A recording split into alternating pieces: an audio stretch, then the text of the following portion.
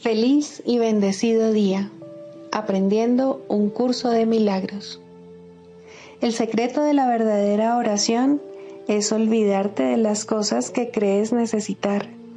Pedir algo específico es igual que ver el pecado primero y luego perdonarlo. Del mismo modo, al orar pasas por alto tus necesidades específicas, tal como las ves, y las dejas en manos de Dios.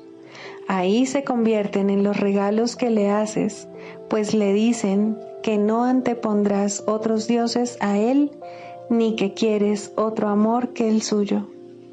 Este libro es un comienzo, no un final.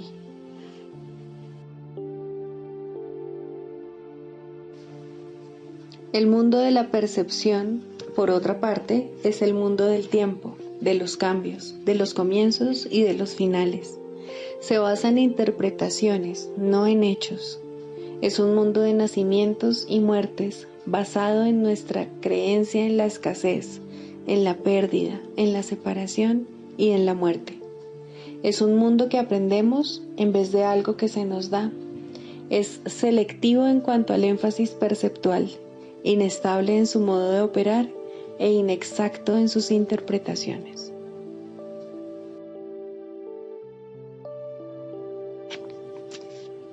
Introducción. Este es un curso de milagros. Es un curso obligatorio. Solo el momento en que decides tomarlo es voluntario. Tener libre albedrío no quiere decir que tú mismo puedas establecer el plan de estudios. Significa únicamente que puedes elegir lo que quieres aprender en cualquier momento dado. Este curso no pretende enseñar el significado del amor, pues eso está más allá de lo que se puede enseñar. Pretende, no obstante, despejar los obstáculos que impiden experimentar la presencia del amor, el cual es tu herencia natural. Lo opuesto al amor es el miedo, pero aquello que todo lo abarca no puede tener opuestos. Este curso puede, por lo tanto, resumirse muy simplemente de la siguiente manera. Nada real puede ser amenazado. Nada irreal existe. En esto radica la paz de Dios.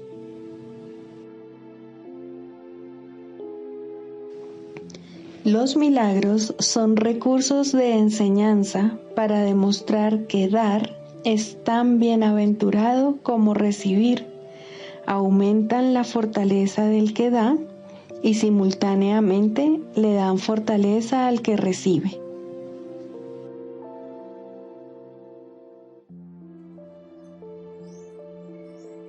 El amigo que Dios te dio.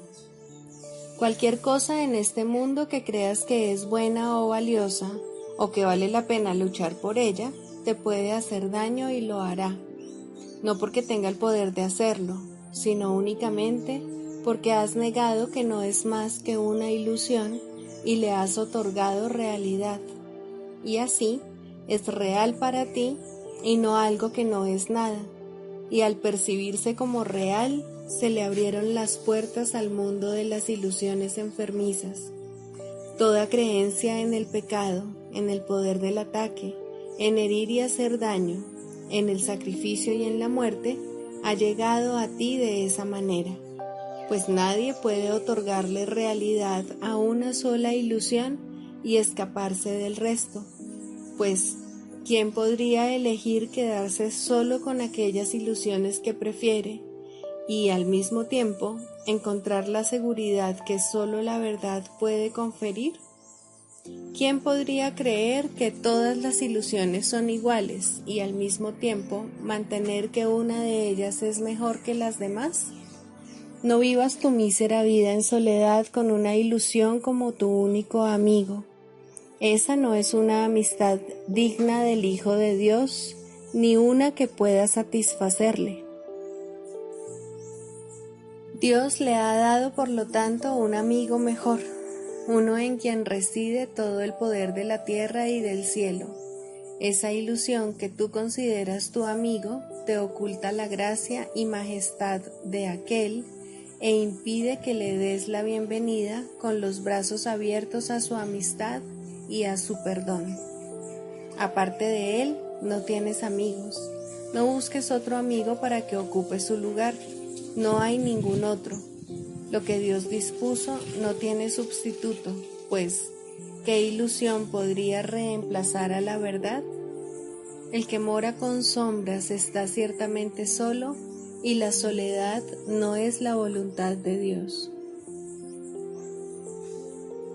¿Permitirías que una sombra usurpase el trono que Dios dispuso fuese para tu amigo, si te dieses cuenta de que si ese trono está vacío, el tuyo estaría vacío y desocupado? No hagas de una ilusión tu amigo, pues si lo haces, ocupará el lugar de aquel que Dios te dio para que fuese tu amigo, y él es el único amigo que en realidad tienes. Él te trae regalos que no son de este mundo, y solo aquel a quien se le confiaron puede asegurarse de que tú los recibas. Él los depositará ante tu trono cuando hagas sitio para él en el suyo.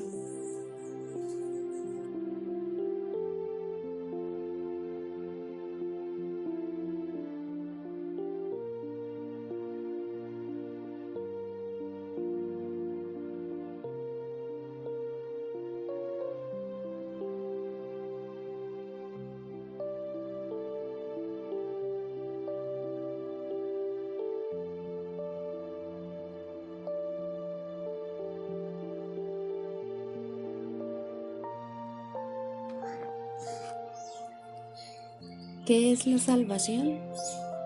La salvación es la promesa que Dios te hizo de que finalmente encontrarás el camino que conduce a Él, y Él no puede dejar de cumplirla. Garantiza que al tiempo le llegará su fin, al igual que a todos los pensamientos que se originaron en Él. La palabra de Dios se le concede a toda mente que cree tener pensamientos separados, a fin de reemplazar esos pensamientos de conflicto con el pensamiento de la paz. El pensamiento de la paz le fue dado al Hijo en el mismo instante en que su mente concibió el pensamiento de la guerra. Antes de eso, no había necesidad de ese pensamiento, pues la paz se había otorgado sin opuestos y simplemente era.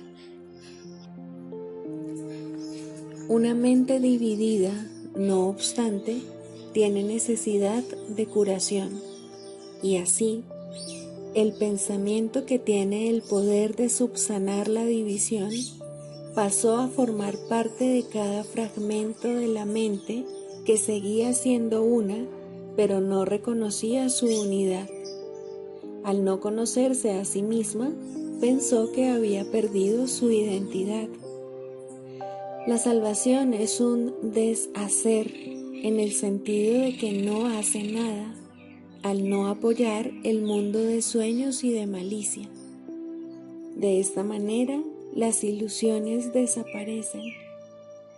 Al no prestarles apoyo, deja que simplemente se conviertan en polvo, y lo que ocultaban queda ahora revelado, un altar al santo nombre de Dios, donde su palabra está escrita con las ofrendas de tu perdón depositadas ante Él, y tras ellas, no mucho más allá, el recuerdo de Dios.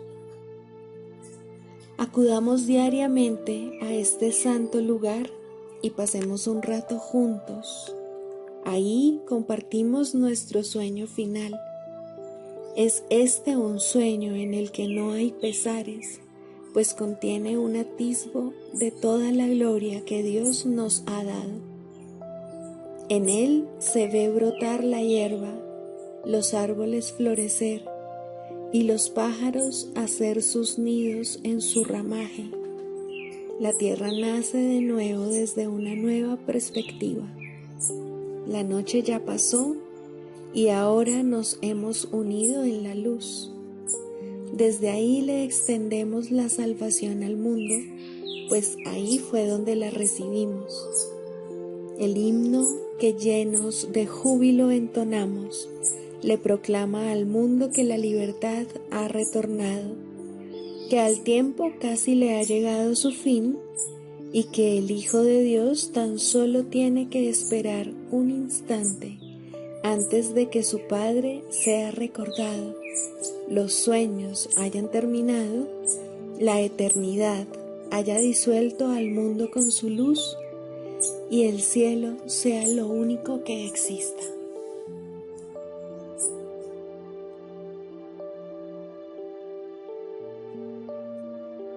Lección 239. Mía es la gloria de mi Padre. No permitamos hoy que la verdad acerca de nosotros se oculte tras una falsa humildad. Por el contrario, sintámonos agradecidos por los regalos que nuestro Padre nos ha hecho. ¿Sería posible, acaso, que pudiéramos advertir algún vestigio de pecado o de culpa en aquellos con quienes Él comparte su gloria? ¿Y cómo podría ser que no nos contásemos entre ellos cuando Él ama a su Hijo para siempre y con perfecta constancia, sabiendo que es tal como Él lo creó? Te damos gracias, Padre, por la luz que refulge por siempre en nosotros, y la honramos porque tú la compartes con nosotros. Somos uno, unidos a esa luz y uno contigo, en paz con toda la creación y con nosotros mismos.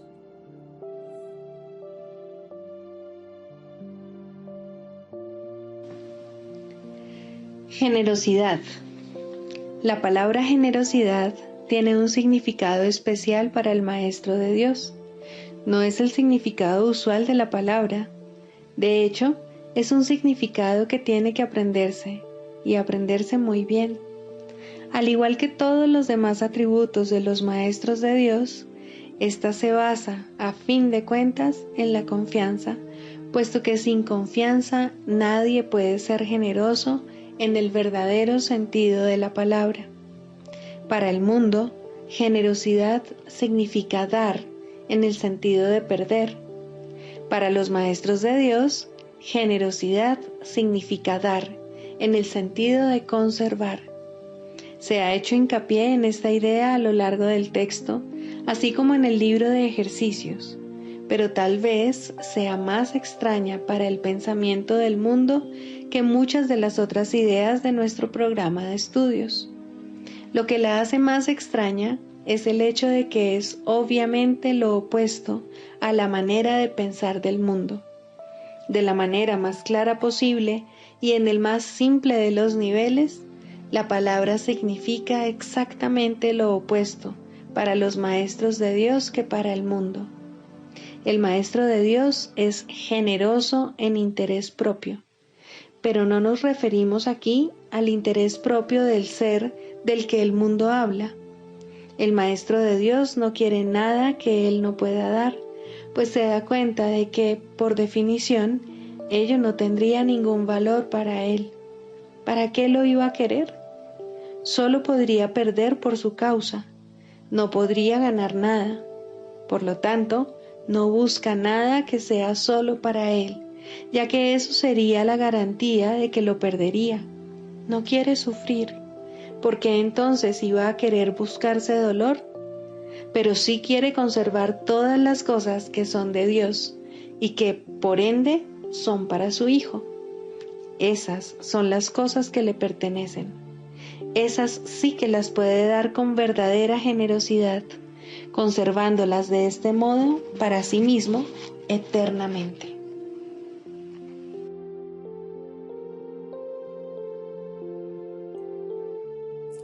Manual para el Maestro 27.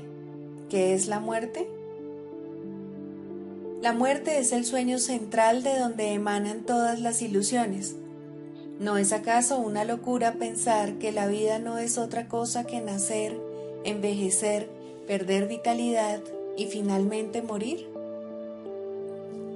Ya hemos planteado esta pregunta anteriormente, pero ahora debemos examinarla con mayor detenimiento.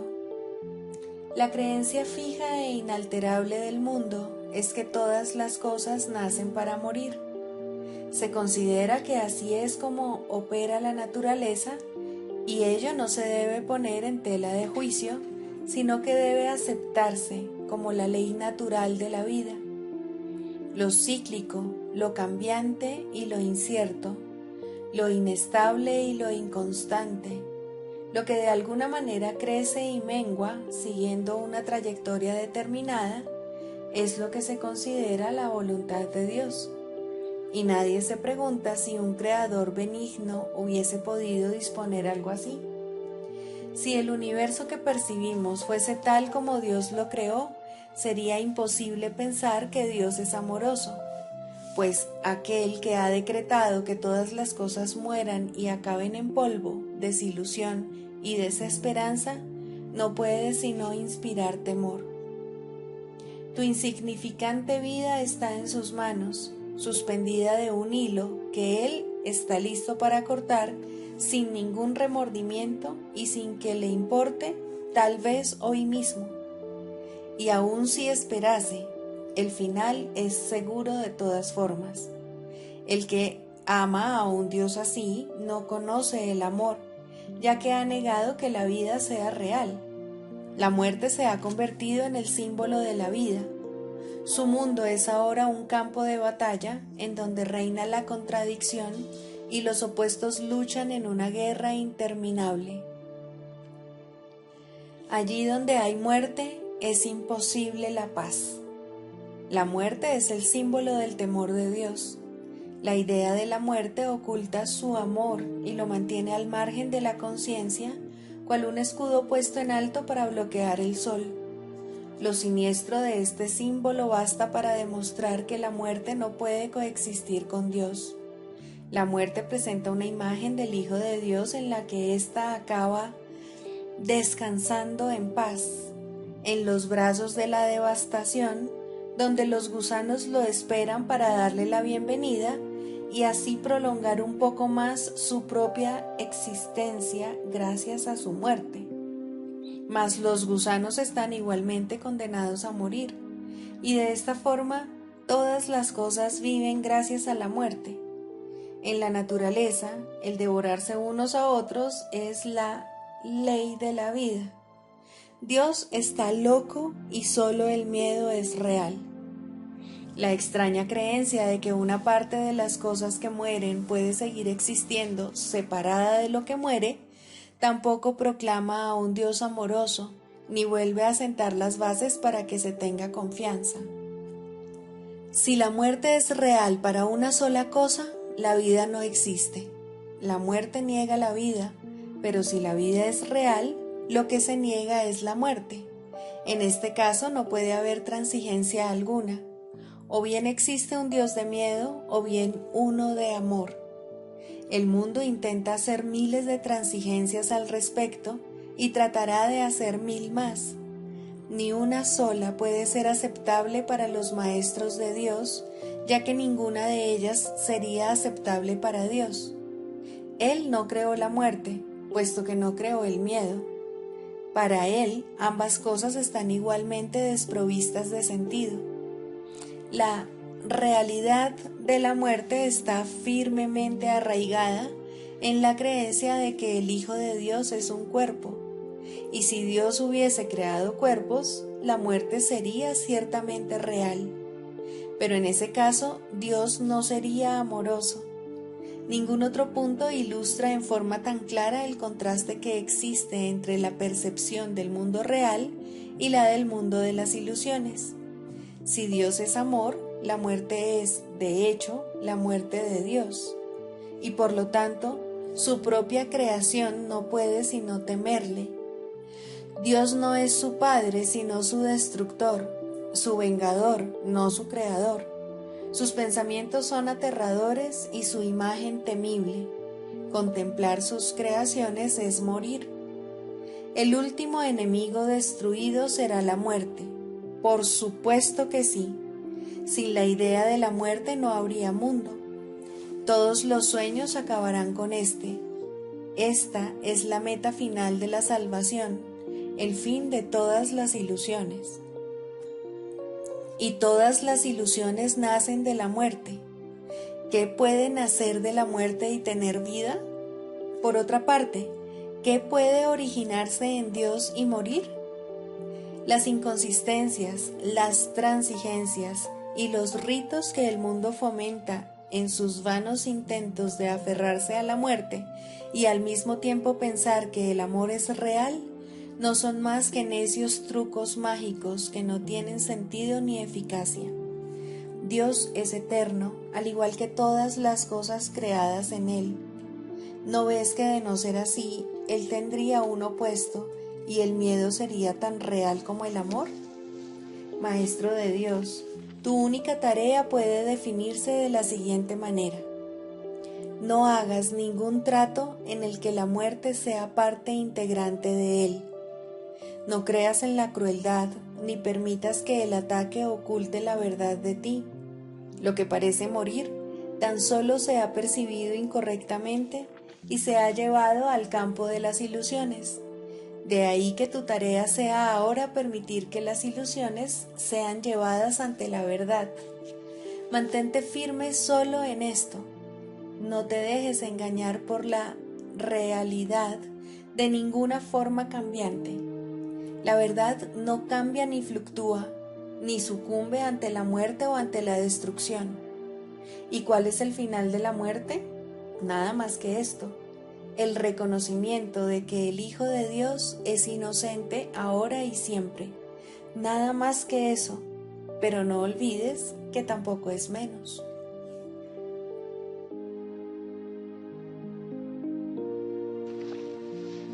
La percepción verdadera, el conocimiento. El mundo que ves no es más que la ilusión de un mundo. Dios no lo creó, pues lo que Él crea tiene que ser tan eterno como Él. En el mundo que ves, no obstante, no hay nada que haya de perdurar para siempre. Algunas cosas durarán en el tiempo algo más que otras, pero llegará el momento en el que a todo lo visible le llegue su fin. Los ojos del cuerpo no son, por lo tanto, el medio a través del cual se puede ver el mundo real, pues las ilusiones que contemplan solo pueden conducir a más ilusiones de la realidad. Y eso es lo que hacen, pues todo lo que los ojos del cuerpo ven no solo no ha de durar, sino que además se presta a que se tengan pensamientos de pecado y culpabilidad. Todo lo que Dios creó, por otra parte, está por siempre libre de pecado y por ende por siempre libre de culpabilidad. El conocimiento no es el remedio para la percepción falsa, puesto que al proceder de distintos niveles jamás pueden encontrarse. La única corrección posible para la percepción falsa es la percepción verdadera. Esta no perdurará, pero mientras dure, su propósito será sanar. La percepción verdadera es un remedio que se conoce por muchos nombres. El perdón, la salvación, la expiación y la percepción verdadera son todos una misma cosa. Son el comienzo de un proceso cuyo fin es conducir a la unicidad, que los trasciende a todos. La percepción verdadera es el medio por el que se salva al mundo de las garras del pecado, pues el pecado no existe. Y esto es lo que la percepción verdadera ve. El mundo se yergue como un sólido muro ante la faz de Cristo, pero la percepción verdadera lo ve solo como un frágil velo, tan fácil de descorrer que no podría durar más de un instante. Por fin se ve el mundo tal como es, y ahora no puede sino desaparecer, pues en su lugar ha quedado un espacio vacío que ha sido despejado y preparado. Donde antes se percibía destrucción, aparece ahora la faz de Cristo, y en ese instante el mundo queda olvidado y el tiempo acaba para siempre al disolverse el mundo en la nada de donde vino. Un mundo perdonado no puede durar mucho. Era la morada de los cuerpos, pero el perdón mira más allá de ellos. En eso radica su santidad, así es como sana. El mundo de los cuerpos es el mundo del pecado, pues solo si el cuerpo existiese sería posible el pecado. El pecado acarrea culpabilidad tan irremediablemente como el perdón acaba con ella, y una vez que ha desaparecido todo rastro de culpabilidad, ¿qué queda que pueda seguir manteniendo al mundo separado y fijo en su lugar? Pues la idea de lugar habrá desaparecido también, junto con el tiempo. El cuerpo es lo único que hace que el mundo parezca real, pues al ser algo separado no puede permanecer donde la separación es imposible. El perdón prueba que es imposible porque no lo ve, y lo que entonces pasas por alto deja de ser comprensible para ti como una vez estabas seguro de su presencia. Este es el cambio que brinda la percepción verdadera. Lo que antes se había proyectado afuera, ahora se ve adentro, y ahí el perdón deja que desaparezca. Ahí se establece el altar al Hijo y ahí se recuerda a su Padre. Ahí se llevan todas las ilusiones ante la verdad y se depositan ante el altar. Lo que se ve como que está afuera no puede sino estar más allá del alcance del perdón, pues parece ser por siempre pecaminoso. ¿Qué esperanza puede haber mientras se siga viendo el pecado como algo externo? ¿Qué remedio puede haber para la culpabilidad? Mas al ver a la culpabilidad y al perdón dentro de tu mente, estos se encuentran juntos por un instante, uno al lado del otro, ante un solo altar. Ahí por fin la enfermedad y su único remedio se unen en un destello de luz curativa. Dios ha venido a reclamar lo que es suyo, el perdón se ha consumado. Y ahora el conocimiento de Dios, inmutable, absoluto, puro y completamente comprensible, entra en su reino. Ya no hay percepción ni falsa ni verdadera, ya no hay perdón, pues su tarea ha finalizado. Ya no hay cuerpos, pues han desaparecido ante la deslumbrante luz del altar del Hijo de Dios. Dios sabe que ese altar es suyo, así como el de su Hijo. Y ahí se unen, pues ahí el resplandor de la faz de Cristo ha hecho desaparecer el último instante del tiempo, y ahora la última percepción del mundo no tiene propósito ni causa, pues ahí donde el recuerdo de Dios ha llegado finalmente, no hay jornada ni creencia en el pecado, ni paredes ni cuerpos. Y la sombría atracción de la culpabilidad y de la muerte se extingue para siempre. Oh hermanos míos, si tan solo supierais cuánta paz os envolverá y os mantendrá a salvo, puros y amados en la mente de Dios, no haríais más que apresuraros a encontraros con Él en su altar. Santificados sean vuestros nombres y el suyo, pues se unen ahí, en ese santo lugar.